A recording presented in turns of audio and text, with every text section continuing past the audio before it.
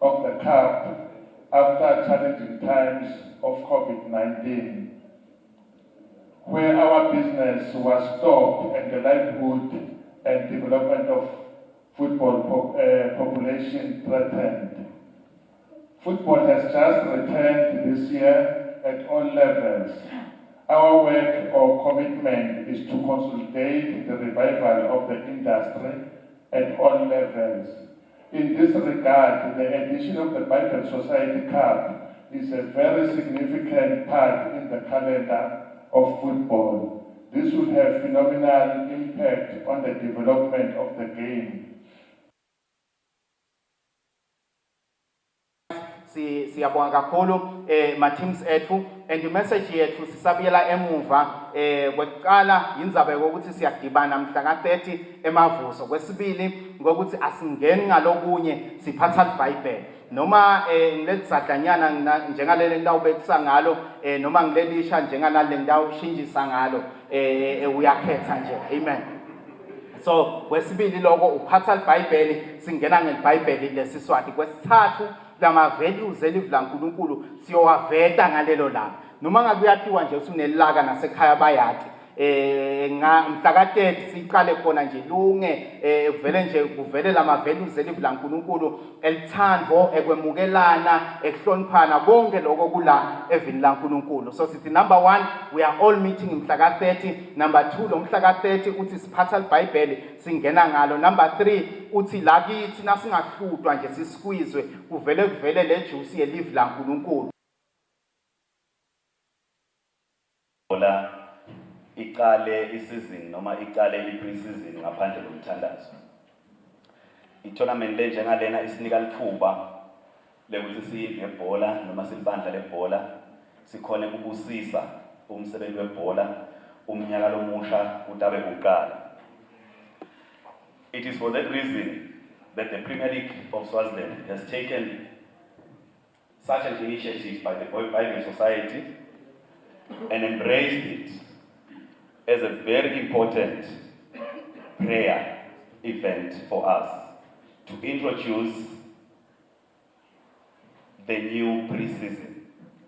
Idlala kahle Madam Speaker, Madam Chairperson lena because ingesikhathi se-pre-season, i-pre-season thina bebhola siyathi ukuthi emaqembu onke ayadilungiselela. Siyibhola siyajabula kakhulu lokuthi ngalesikhathi wonke umuntu adilungiselela kube ne-tournament efana nale. Beautiful stuff. Speeches were delivered. Now, this is a test. He did not know about this. I'm just putting him on the spot. Master, Bible in the field of play. Tell me one verse in the Bible that speaks to the job that we do, that is in line with the job that we do. Any verse. Fabrice maneng sekuthi ukhuluma wona ngalomsebenzi lo. Okay, asinike nje ivesi bese uyasicaca ukuthi isho kuthini. Kanze kude eBhayibhelini lomsebenzi leswenda kuthini. But nginalo iBhayibheli ekhulunywa ngalo Fabrice lekumele ukuthi ungene ngalo nawuyobukela. Yes, in the field of play. Umthetho uthi funeka kube iBhayibheli eSiswati. Yes, iBhayibheli eSiswati. Ikakhulu kanti naliya bayibathi linemlomo lobovu. Lelele emnyama lelinemlomo lobovu. Ngilo ke leBhayibheli ekhulunywa ngalo leli lekuthinga ukuthi iBhayibheli elingcwele, Holy Bible. Yes, iBhayibheli elingcwele ngeSiswati. Ngicabanga ukuthi Fabrice solo ba promoter kona lokho ukuthi ema football fans, football teams, everyone lo involved ebholeni athambise phela nanindzaba kaNkulunkulu ngoba timcokwa kuyadinga ukuthi umuntu azindle ngesiphetho sakhe Fabrice nawe nje awusinike live nje lincane phela mas kanzunjani. Unfortunately kubunginika hour kuhlephulele live manje la sisakhuluma ngeTemidlalo ngisakhuluma ngawe nje Fabrice usinawe kudinga ukuthi uzindle ngesiphetho sakho. Ukhuluma ngemva naNkulunkulu master ngakholwa usukela ngimncane. Now, talking about issues of football, of course, the tournament is on the 30th. That is of the weekend of the last weekend of this month, 30th at the Mavuso Sports Center. It will be a fun-filled day. The first game you saw the draw, Manzini Wanderers versus Morani Pirates. The second game being Mbabana Highlanders against Denver Sundowns. Then we will later on see the final, whoever that will walk away with that trophy. Beautiful trophy that we saw. Not to go back indaba Premier League, but that trophy looks so nice that maybe I'm gonna exchange and it's a win league. It's a beautiful trophy, yeah, Master. it's a beautiful one. Beautiful trophy. Like Melagutsi, one of the teams. Sida yasala kamanzini noma yenyuka itanga bana asad sawubona khona mhla ka-30. All right, beautiful stuff. Now, the focus is going to be the national team, Sihlang Semnigati. They are in Francistown, the second biggest city in the country of Botswana. The first one being Gaborone, the second one being Francistown. Now, they are playing the first leg of CHAN qualifiers. Remember, 5 to 6 days ago, they played in, COSAFA semi-final split, where Botswana, synced Sihlang Semnigati 2-0. Now, it will be another tournament, but for Sihlang, it's all about the revenge. We saw that the squad that left Master Sibonile is the same squad. Do you have confidence in this team, Master? Do you have confidence in what the coach has selected and is living with? But actually, Botswana Haberun. Yes. Nice correction. But Fabrice, on a serious note, yes. This team, ngicabanga Dominic, na technical team yakhe, bahlanganise i-team lobona ukuthi Dominic yangihleka. Yes. Ungathi uyakufa. Otherwise bahlanganise i-team lobona ukuthi they are willing to fight, they are willing to die for live eMaswati. So this is the right tournament for us because bonke labadlali besiye nabo COSAFA, sesiya nabo kuma CHAN qualifiers, iBotswana ngicabanga ukuthi sadlala better than bona beka ngekho sikhali utaba khona this time around, so ngicabanga ukuthi it's a must win game for us, a must win game. So schedule a tournament lena. In fact, asikaze vele sa qualifyela i-major tournament ku continent. So ngicabanga ukuthi president, CEO, director sports ku ministry of sports baba motivateile badlali ukuthi bahambe bayothola the best result kona eBotswana. Nangibuka President Master, this is where I got a chance kumbuta ukuthi siyesibone ku FIFA khona nemva bathi it's a pyramid, Master. Each country itivetera ukuthi this is our utmost achievement. Now, utsi President Samora Simelane, utsi our utmost achievement right now, utsi se qualify for CHAN finals. The games will be in Algeria in January. So then there is Ivory Coast 2024 because they postponed them. Yes. Ivory Coast 2024. That is AFCON. He believes we can do that. Then we talk about the 7 years, we can go to the World Cup. But Master, that's the team that left for Botswana. We saw their performance, Guku COSAFA. Each game, there was man of the match. We've seen goals coming from Skadi, assists coming from Saviola. We've seen instances of good defending, left back, everywhere, Guak and everyone. But there have been concern. And Master, that's Kurumanga national team. I think we shouldn't be worried to Kuruma some of the things. I'm going to ask you a question and tell me if it's true. I've heard comments, social media, platforms, newspaper, saying there is a concern that maybe coach does not have an assistant coach. Do you think it's true? Unai assistant coach. Assistant coach wakhe Mr. Anthony. No, angisho ukuthi ute, but maybe utsinga lo munye. Bayeba kuphuma kanjalo. Not to say Anthony Mhlula kasebenzi. But I'm sure na ukuvira ukubonile bakhuluma ngakho. Yes, Fabrice, sakuthi everything lo ibona ku social media i-trend, it doesn't mean kungiko. I-coach Dominic Kunene ngicabanga ukuthi against all odds the result, yes, awekho, but the way the national team, the shape ngiyayibona, uyabona ukuthi the team nangabe idlala nga4 emuva uyababona laba ngu4, nangabe idlala holder nga2 in the midfield uyababona laba ngu2, nangabe 3 ulanga embili kwabo uyababona, striker uyasibona, but ngicabanga ukuthi inyalo losekushoda kakhulu results.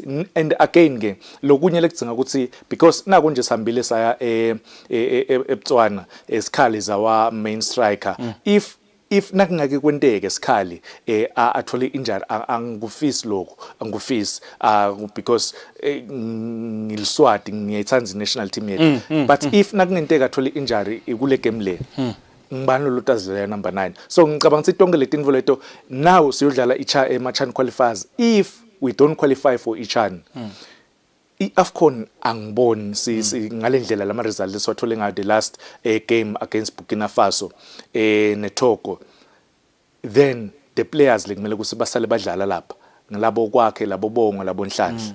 bonke labadlali abo sekudzinga ukuthi udlale bona. But we're conceding silly goals like this, Master, against Botswana. This is the same Botswana. And also they use this quite, one would say, young team, but that's not an excuse. A tournament is a tournament. Where is the problem? Maybe, before we face them, where do you think the problem should be in this team? I think coach kudzinga ukuthi alungise kakhulu the lapses in concentration, because the team now ibona iyadlala bese sekuthi one moment kuthola ukuthi le team sekukhona la ilekha khona kancane bese bayabaphanisha, otherwise njengoba ngisho angeke bese sesiya crucify i-national team kakhulu, because ufikile Constantine Papish, your friend wenda in kude ufikile De Jong, okay, De Jong vele umngani wami, but kudala kwendini. No, do you understand how you just degraded me? Okay, no, you're joking. No, okay, right. Good. Staba honest, Fabrice. Yes. We need someone because asimthingi lo coming ngaphandle afike ashintshe completely the style of play. We need someone who understand the culture. Understand ukuthi eMaswati adlala kanjani, eMaswati nguphi lokubhetha kuze lata kwenda tothola the best result. Dominic seemed to understand that. We understand lokho, but lenguve kakhulu because nami as a sports analyst, as an expert lengubonile ukuthi Fabrice ngicabanga ukuthi lendlela la recruiter ngayo some of ema players la ngadlali ema teamini awo. Number 2, the way we consider ngayo emagoli, the lapses in concentration, ngicabanga ukuthi ngito tonke le tinto, otherwise njengoba ngishito ngathi the shape uyayibona, the team is playing.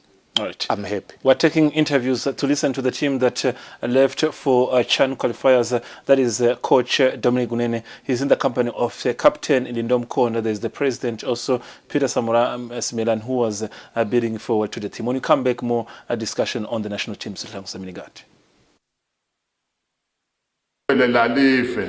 Niyawadi ke masotsha amakhishiwe akabuke emuva vele aconza embili konke lokuphambi kwawo emasotsha ayashaya nje.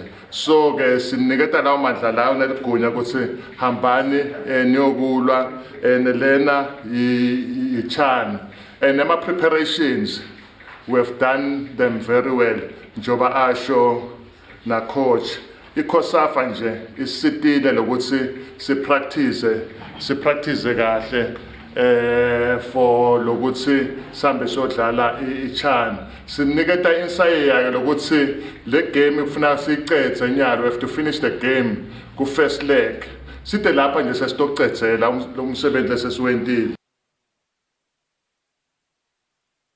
Siyodlala nabo kuCHAN lokushothi kuyigame lensha.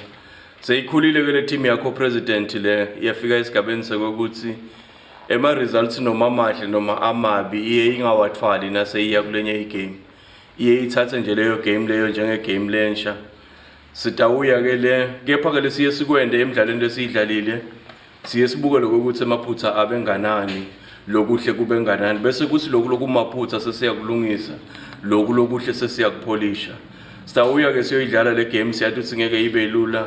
Kepha nje ke ikhulile lelicembu ngendlela yokuthi nalingena egroundini president ile litimisele ngendlela lesimanga. Ngike ngababona lokuthi kusho noma songakhipha nje sikotele emgodini usibeke ubheje ngaso lesithombile bangasiloyela kunenzaba lokuthi sinani kule ndlela labaye batimisele ngayo nabangena egroundini. Nekusho ukuthi sicabanga ukuthi sethawuhamba siBotswana, umdlalo waseBotswana sesiwulungiselele. Asisho ukuthi sikhohliwe ukuthi umdlalo weswake uzidlale njani, imali zathi asikawatholi ngendlela besiwafise ngayo, but ke going forward siyathi ukuthi umdlalo lohlukile lo besidlala iCOSAFA, but njalo sesiyodlala iCHAN qualifier. Sekungumdlalo lohlukile lo. Ngicabanga ukuthi emandla lesitawafaka nasifike eBotswana angilangedulu angilangedekile kunalawo lesiwafakile mhlambe nasidlala eThekwini. Quick one, Master. What's your prediction on the first leg before the second leg? First leg, stay winner 2-1. Second leg, Itaú Josie. That's our home ground. Since we have a problem with the ground, what's your expectation? What is it we are going through from you? Yes, 2-0. Second leg. That's Linda Dlamini telling us that where Sihlangu Semnegati is standing currently, they will be going through to the next, preliminary stage before, of course, qualifying for the group stages. Now, Master, news coming from the continent is that Sadio Mane from Senegal is on the verge of becoming, once again, for the second time, the African Player of the Year. Remember 2019 when the award was last given, he was the Player of the Year. Votes are being put in right now. He's standing a chance. To you, between him, Edward Mendy and Salah, who would you give? Obvious, Sadio Mane. We are deserve. The most underrated player lengambona ludlala eNgilandi. Underrated kakhulu. Nawubuka indlela ebekadlalisa ngayo iLiverpool. Uyiwinile AFCON with Senegal Fabrice. Liverpool akayiwini league, but nawubuka the tournaments ladlale ku Champions League badlalile bafika ku final udlale inzima lenkulu kakhulu. Inyalo use Germany, yes, akukude la ngalana kwendile Germany, but ulikorile pre-season that friendly game. I think Sadio Mane, the way la ngayithole ngayo praise, deserve man, is one of the most underrated players. One of the most underrated players. Right. That's how we round up this program, your Temidlalo edition of this Thursday. And I think Monday, when we return, we'll be talking about once again Sihlangu Semnegati, the results, and they'll be back maybe probably for a short period before the second leg. Kubonga mina sibalwa sibonge wena ukuthi so ubuyile gagasini ubuya ngemandla. This man didn't want to quote one word from the Bible. How can we trust him? And there you have it. That was the Temidlalo edition of this Thursday. A lot is expected this coming. We can talk about Sihlangu Semnegati. We know what they're capable of. So let's just keep them in our prayers. When you come back on Monday, there will be more discussion. And remember, the votes are still ongoing for the best player of the season, your best coach, anyone. Remember, supporters, keep on your votes. We are going to have a fun-filled day in terms of awarding this place. Otherwise, for the entire team, the entire production, the entire Eswatini TV production under the sport department, we do say, Siltara Kamnans.